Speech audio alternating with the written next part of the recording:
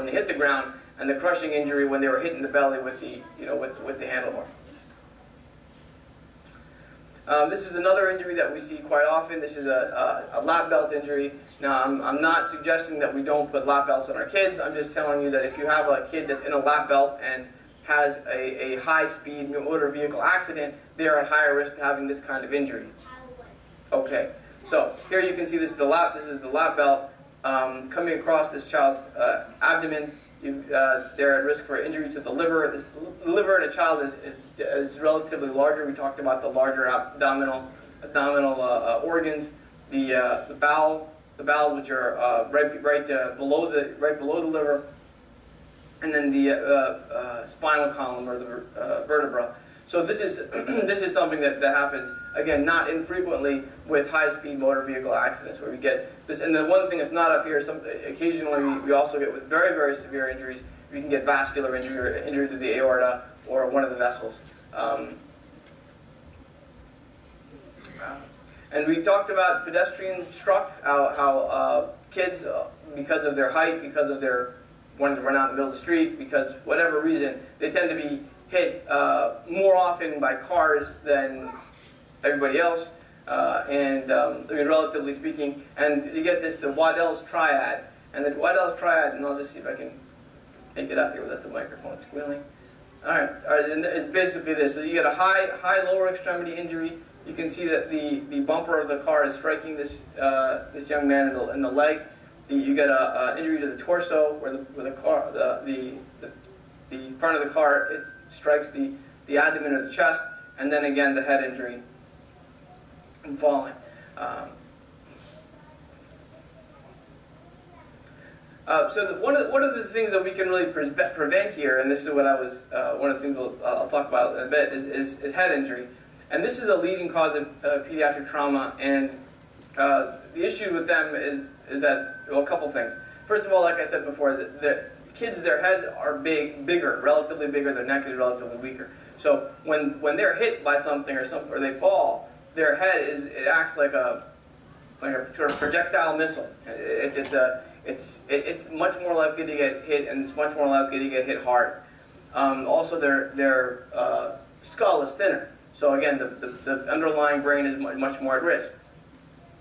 Another thing, from a sort of resultant standpoint, what happens when this happens, and why is it especially bad, is because if there's a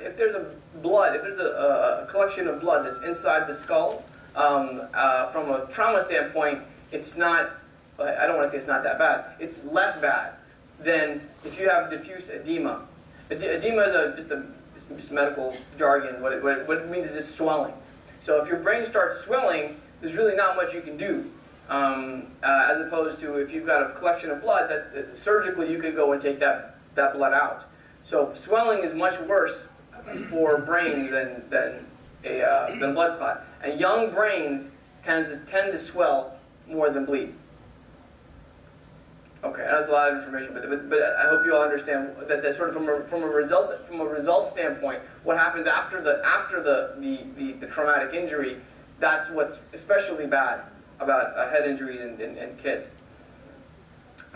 Sort of as a overview, this happens much more commonly than any other kind of injury, which is concussions. And symptoms. There's a big I guess media focus on concussions and what happens with concussions. So I'll just speak briefly about that. Concussions are injuries to the brain, which are the medical term for that is mild traumatic brain injury. The symptomology from that can be anything from not remembering the incident, being a little bit confused after the incident. Not necessarily, you don't necessarily have to lose consciousness completely to have had a concussion. Some of the symptoms that you have after concussions are nausea, vomiting, headache, neck ache. This is something that if you have those things after head injury, and this really applies to adults and kids both, but that's the symptom of a concussion. The problem with concussions are, initially, if you have a concussion, it's not a big deal as far as your getting back into your normal whatever you were doing before is not going to be not going to inhibit you from doing anything. But over time, what they found is that people who get concussions again and again, they have a higher incidence of having dementia or early dementia as they get older. They become, their brain feels that injury much worse with time. These other injuries, the contusions, diffuse axonal injury, intracranial hemorrhage, these are all usually associated with more moderate or severe traumatic brain injury, and luckily that's not as common as the concussion. So diagnosing these things on our own, if you are around someone or you see a kid that has had a head injury, things to be concerned about if you're worried that he may have had a skull fracture, things to look for are blood, watery discharge from the ear or from the nose, blood from the ear, any kind of hearing loss. This is some bruising behind the back of this person's ear.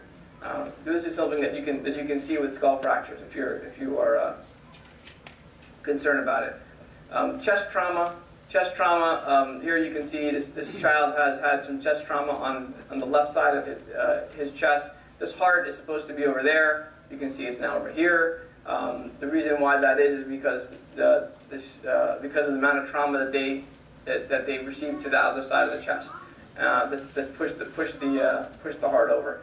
And the reason why these kids get that again is because their chest wall is very compliant. Here's the sort of the graphic picture, but basically all I was trying to illustrate here is that the liver and the spleen tend to bleed, and in that case they need to have, a lot of times they'll have to have surgery. So this is because of the high broad costal arc and relatively larger organs. Extremity trauma is something that we see quite frequently as well in these kids, and mostly because of their thinner, less dense bone structure. A green stick fracture is very common, and unfortunately, this is the medical jargon for growth plate. So the one thing that we're always concerned about in kids and any kind of injury to their extremity is what's going to happen down the line. You want to make sure that extremity, once it heals, is able to grow normally. So you have normal growth for the child's arms or legs. So that's something that is often addressed by the orthopedic surgeons. So I put up a lot of scary slides. I put a lot of things that we all have kids, we all are worry about, but things that I want to emphasize here is that, first of all, there's a certain amount of expertise that goes along with taking care of anybody in any kind of significant trauma. So those of us that live in this area, we should be aware of where the trauma centers are. So there's 2 trauma centers in this area. And I would say that if any of you guys are in any kind of trauma or know anybody that's in trauma, you would make your way to one of these 2 traumas or have the ambulance take you to one of these 2 trauma centers. The first one is Robert Wood Johnson. Those of you who are a little bit north of here, Robert Wood Johnson is your nearest trauma center. Those of you who are south of here, Jersey Shore, where I work, is your nearest trauma center. You should know that. You should know that. Don't try to take, if you have a kid that's had a bad traumatic accident, don't try to take him to the community hospital. Don't try to take him to, definitely call 911, get the ambulance there, but tell the ambulance I'm very concerned about my child. I want them to go to a trauma center, and the ambulance will then, cooperate. Not all the hospitals are equipped to take care of trauma patients. Not all hospitals they don't have sort of the logistics and the team that's there to be able to take care of trauma patients. So there's only 2 of them in this area. So those of you who live in this area should know where they are. God forbid you actually need to know, or one of your friends needs to know, where to go for trauma care.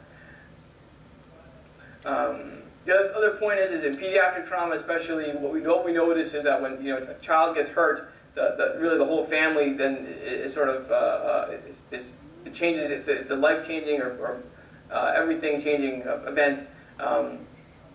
A friend of mine recently, was in a car accident, and his wife was critically injured, and his child was also injured, and they actually came to the hospital that I work at, and it was it was a really big deal. Everybody, the whole family had to really change and really adapt and really do things differently because of both the mother and the child. But the child was really a big she was 2 years old at the time. It's a big deal. It's a big deal.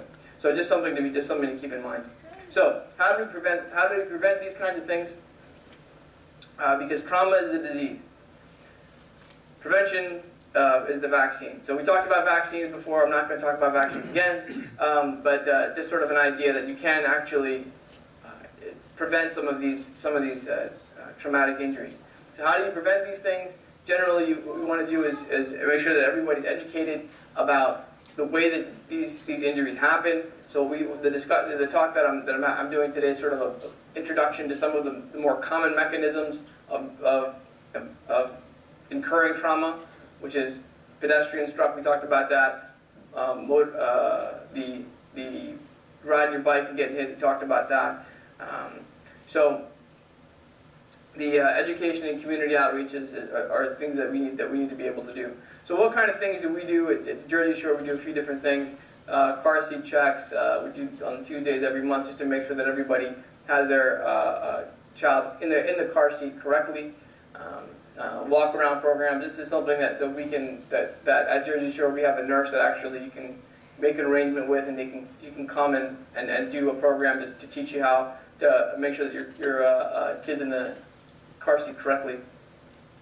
Helmet safety. This is something that has become increasingly important to me as I've noticed that the number of kids that we get, especially in the summertime, with head injuries goes up because of the effect of getting hit by a car and having their head hit something else.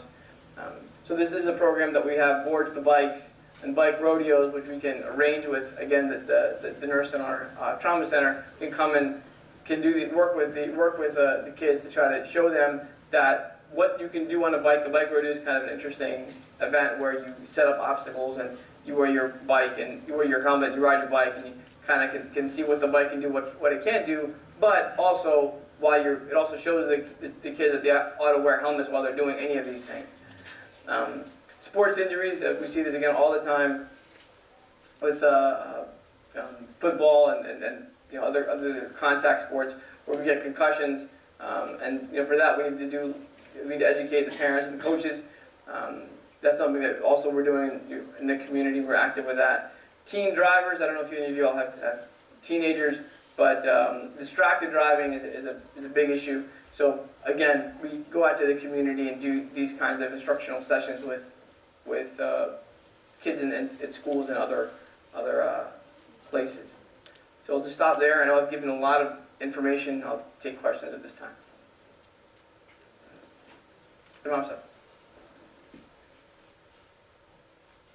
Oh yeah. I promise this is a question, it's not a speech, but some background.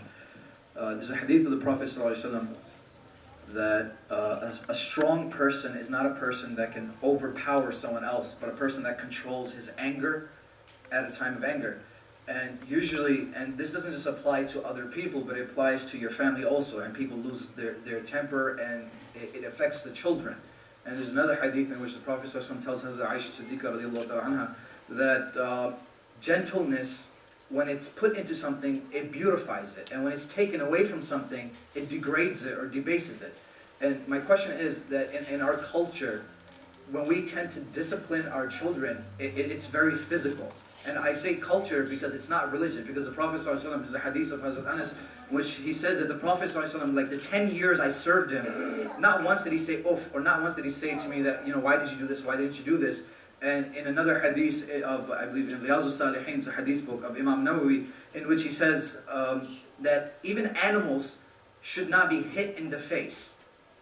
And in our culture, it's very famous, or people, when they discipline their kids, they slap them in the faces.